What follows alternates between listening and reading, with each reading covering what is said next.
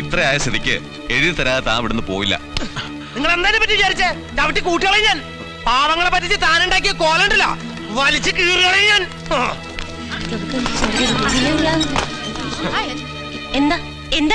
എന്തുണ്ടായെന്നോ? 3 പട്ടിനെ പിടിച്ചതിന്റെ കണക്കിന് പകരം 30 പട്ടിനെ പിടിച്ചെന്ന് എഴുതി ഒപ്പിട്ട് കൊടുക്കാൻ നിങ്ങളുടെ സെക്രട്ടറിക്ക്.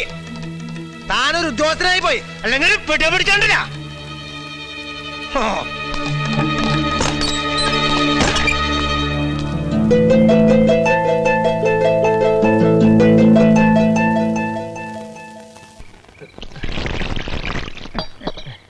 അമ്മ ഇങ്ങനെ നിർബന്ധിക്കുമ്പോ പിന്നെ എന്താ ഞാൻ പറയാ?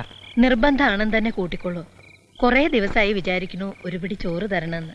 അത് ഇന്നാ എല്ലാം കൊണ്ടും ഒത്തു വന്നത്. ശ്രീദേവിക്ക് ഒരലോഹ്യവും ഇല്ല. ഇന്നവിടെ പിറന്നാളാ. ഇങ്ങനൊരാഗ്രഹം ഞാൻ പറഞ്ഞപ്പോ അവള് സമ്മതിച്ചു. അങ്ങോട്ടിരുന്നോളൂ. ശ്രീദേവി,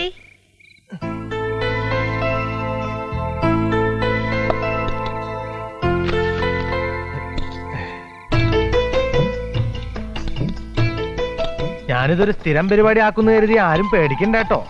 പിറന്നാളായതുകൊണ്ടാ. പട്ടികളെ പിടിച്ചു കഴിഞ്ഞതോടെ വാസു നാട്ടുകാരുടെ വേണ്ടപ്പെട്ടവനായി അല്ലേ?